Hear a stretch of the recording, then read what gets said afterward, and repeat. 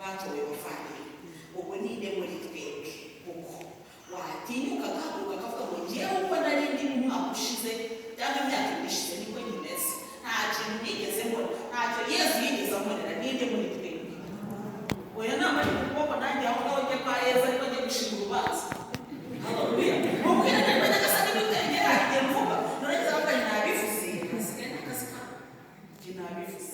Hari amagambo menshi Yesu yatubwiye ariko ijambo njye muramo avuga ni nanjye ndabishingiraho mu yuko ahubwo ndabona tugiye kubona aho bakwiringira uzakorwa n'isoni bahagarara imbere y'umuntu ufite ikigeragezo ahubwo umuntu ntacyo uzaba nzajya agasa nabivuze.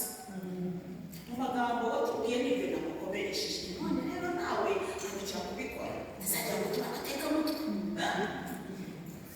nuko Yesu akaza akabikora. Ariko bivuga byataza kuba bikora basa gutwara umugumaho mbere gutinyuka agiye kugaruka imbere yayo. Haleluya.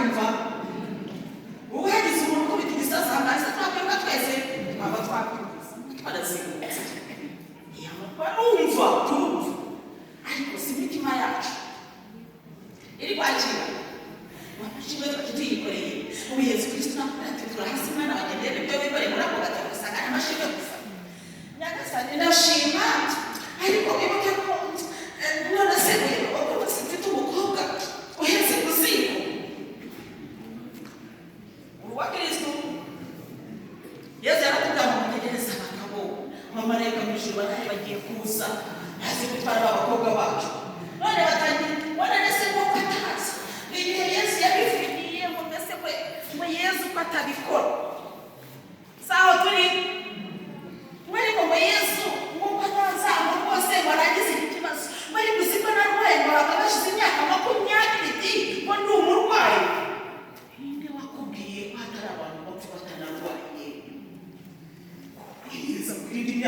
makumyabiri urwaye nurangiza uri kuvuga mwarapfuye yaranyingura umupfu koko ego kumana ndavuga rero dusubize amahirwe urwaye imyaka 20 ego mana uzi ko warinzwe uzi ko iyo ndwara yashoboraga ko kwica ariko Yesu yayikuriyemo ubwo uri mu mashini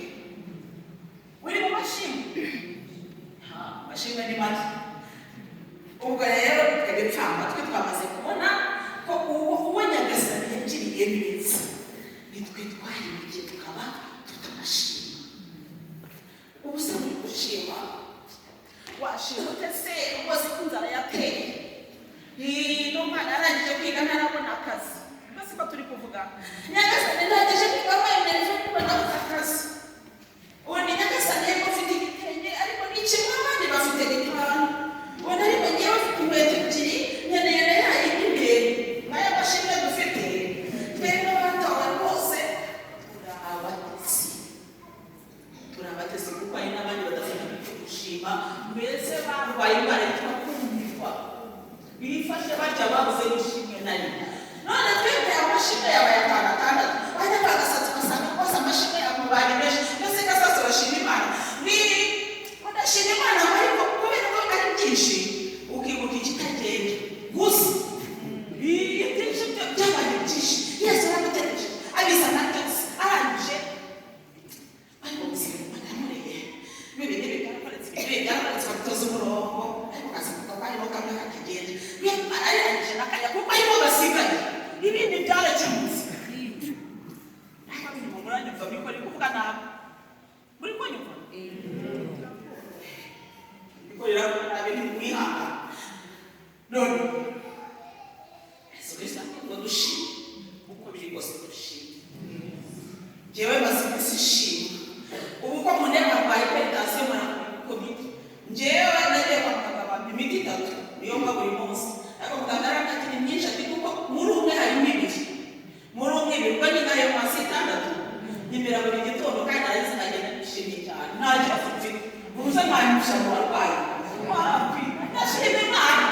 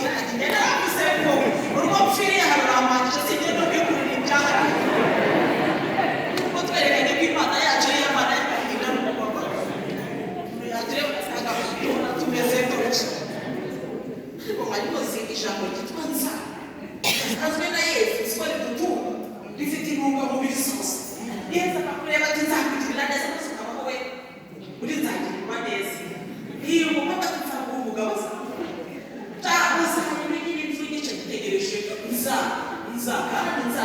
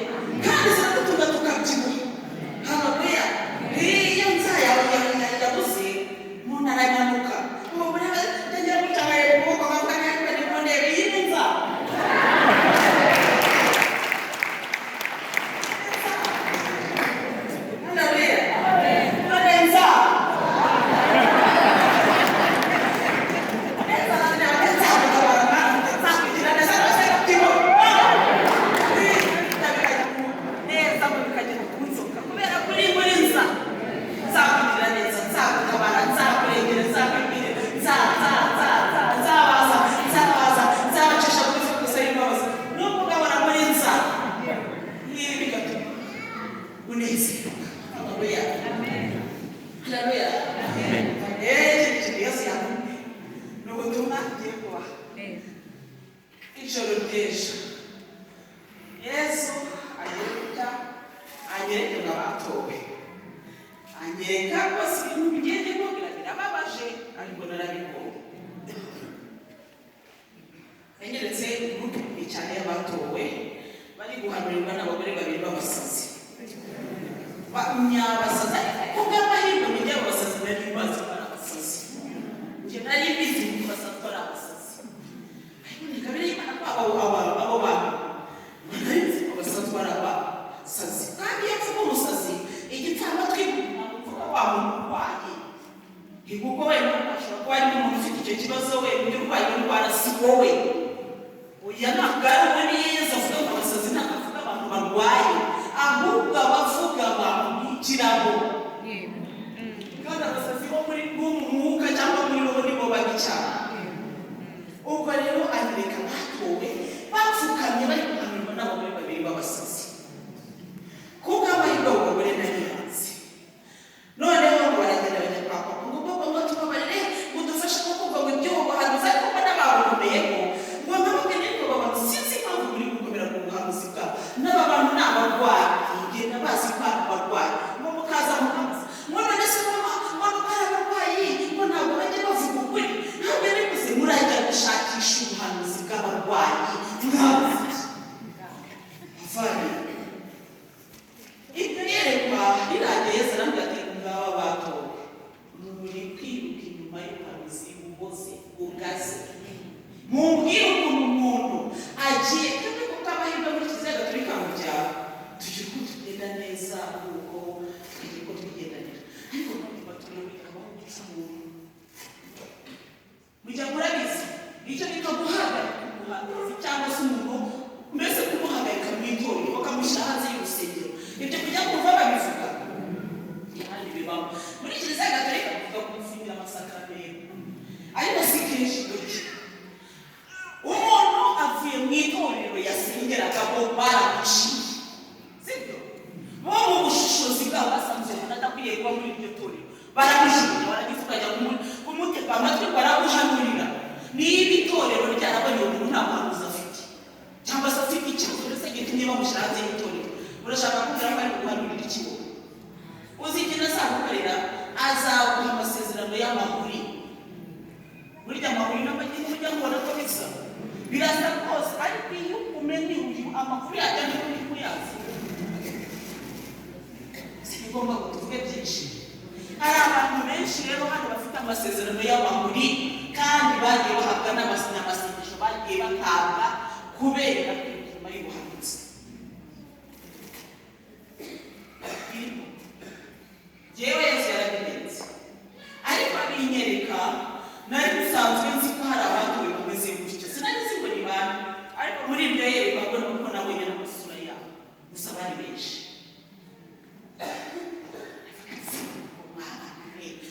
Turi ababyeyi, ubu ninde muri twebwe wanezezwa n'umwana we yagiye gushukura iw'abandi?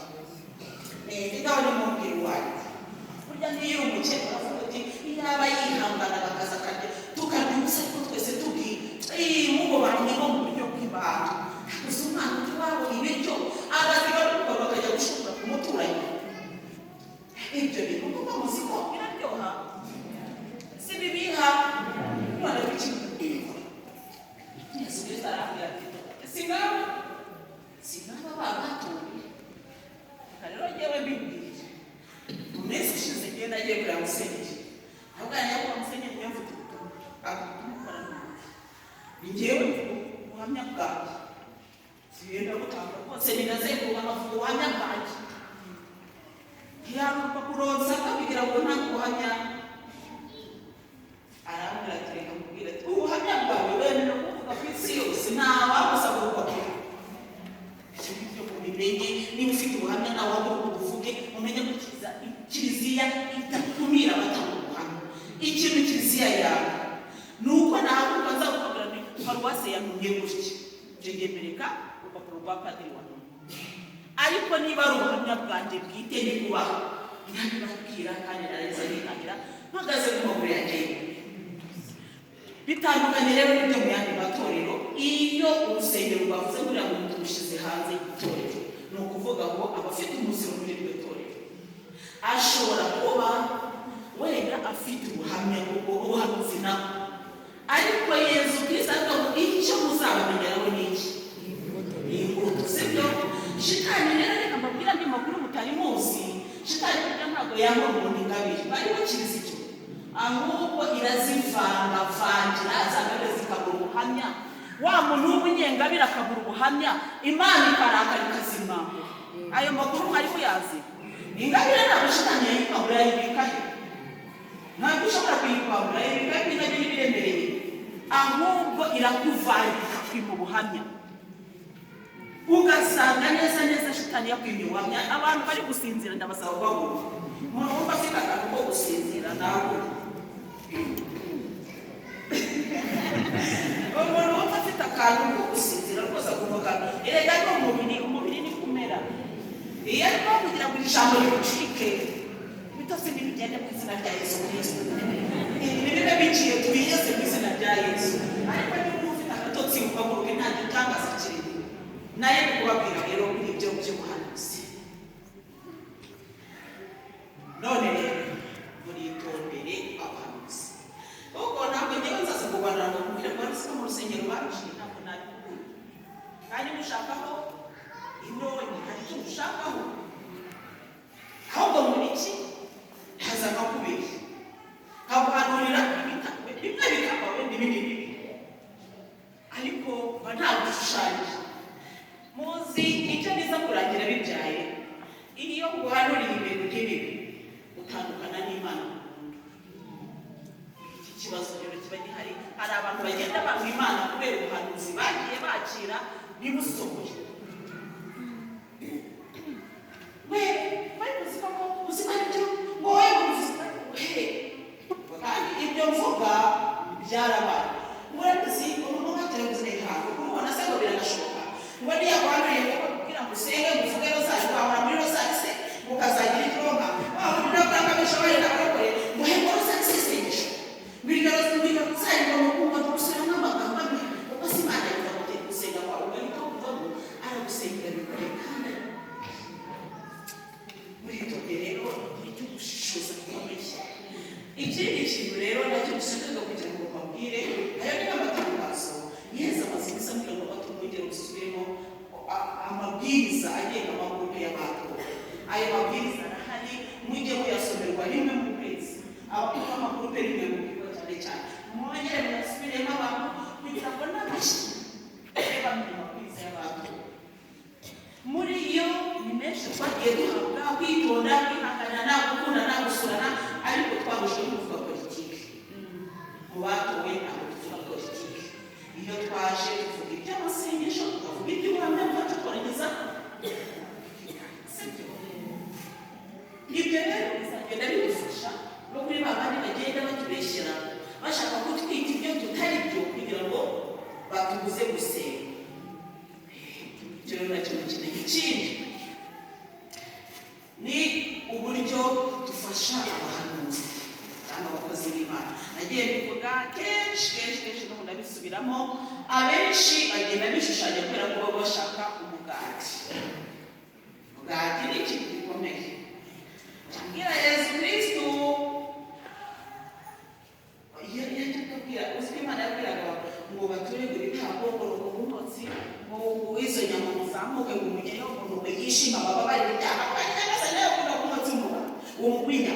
Ubwo rero kuvuga ikintu kiribwa gito mu mubiri n'Imana isiko kiba.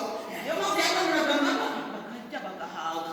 Niyo mpamvu Abisirayeli bageze mu butayu barira Imana ibahinyamo. Nubwo Imana yemera ko ibyo bintu bibaho, Imana yemera ko ibyo bintu bibaho, ariko abakozi b'Imana ni mu bababarire. Gusa ngewe ni kubasaba ni mu bababarire, kuko hari igihe bagira gutya umuntu akaza kugusaba cyangwa se ukajya kumushaka ubuhanuzi utifitemo kubera ko wamwemereye ko uri bumwishyure, ugasanga nyine aguhanuriye n'ibyo adafite. Ni ikibazo rero abakozi b'Imana benshi bakigiramo kubera abantu babangusha babaha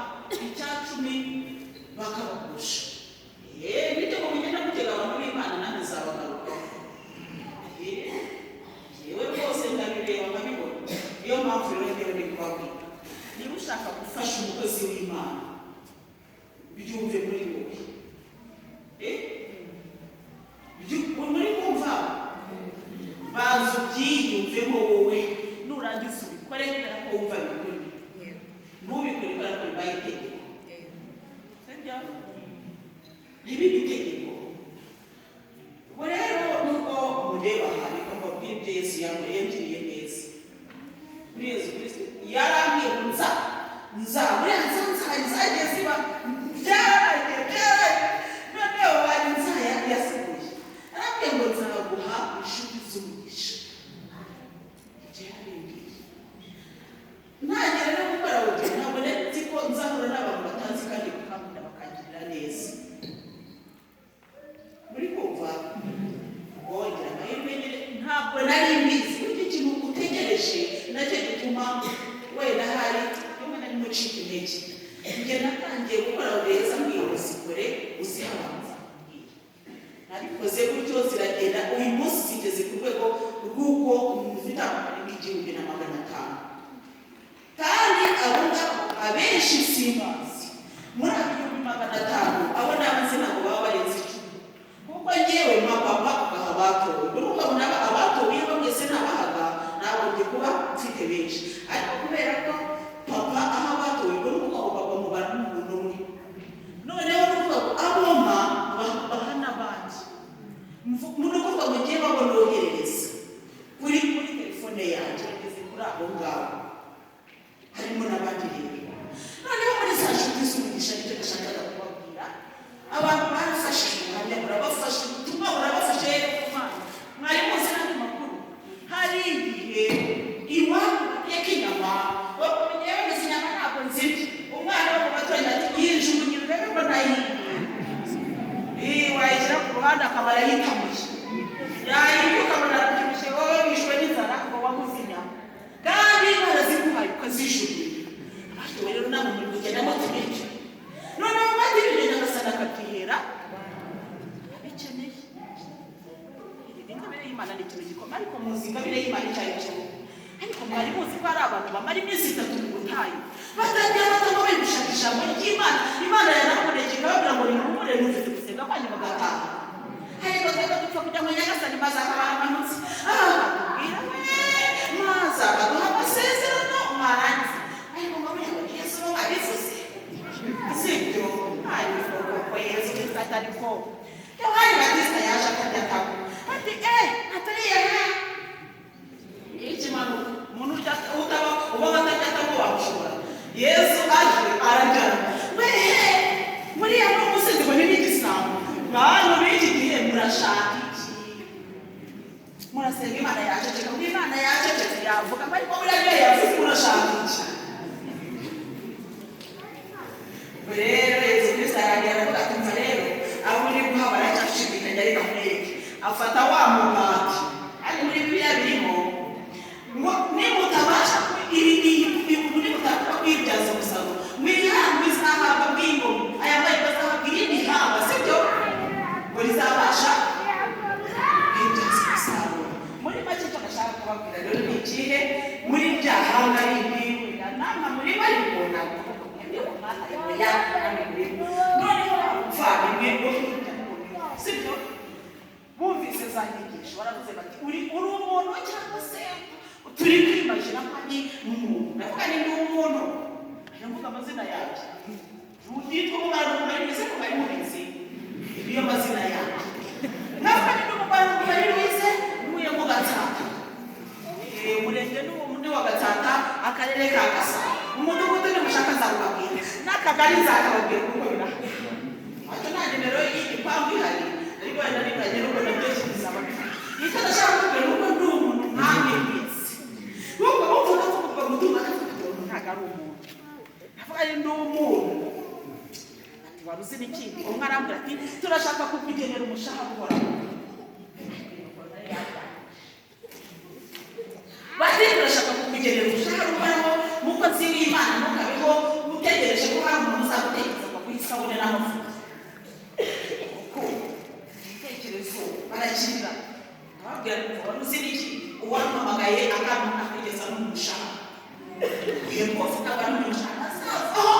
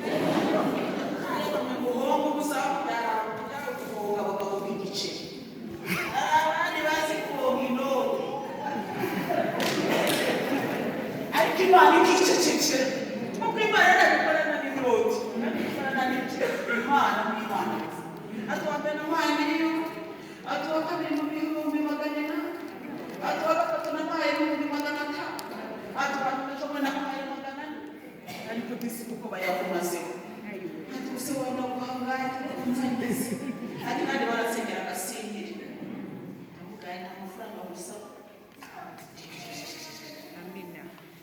yuda yakiriye amafaranga nta mafaranga yuda yakiriye kandi ayo mafaranga ni amafaranga yari asanzwe akoreshwa kuko ntabwo ari amafaranga bagiye gucura ngo yuda yakire ariko amafaranga muzicyo yamujyanye yuda yari impanuka asize amafaranga ibiceri birakwiriye ko nanjye zazibereye batawe mu ruhande mvuge ngo imana yavuze kandi itavuze ari ibiceri biri kuko amagana mu mufuka ntabwo nzabikora inyanja itukura ikuri imbere uzayambuka kubwo kwizera uri baragutse inyanja itukura yabaye imbere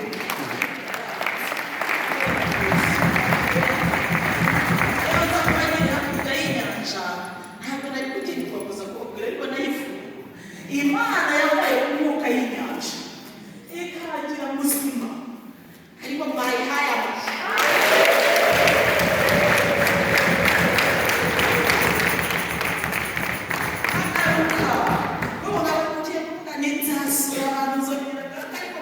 wacu ntabwo urigeze asimba kubera iki imana haleluya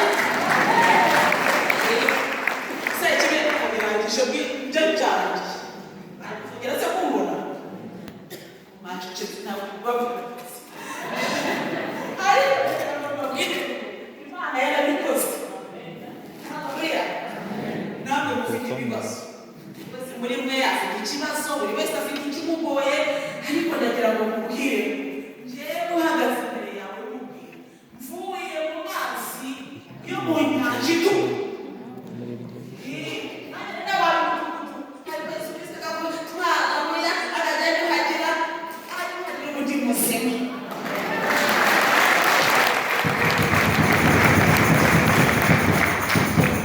iyo mana yagiriye neza wese ananirwa kukugirira neza ariko wabuze n'ikindi gihe tuba tukomera ku mana iyo musetse muri batatu urahabwa amasezerano hamwe umwe agasezerano cy'abantu bakomeye nk'uko yababwiye hamwe igasohora ay'ikimenyetso cy'uko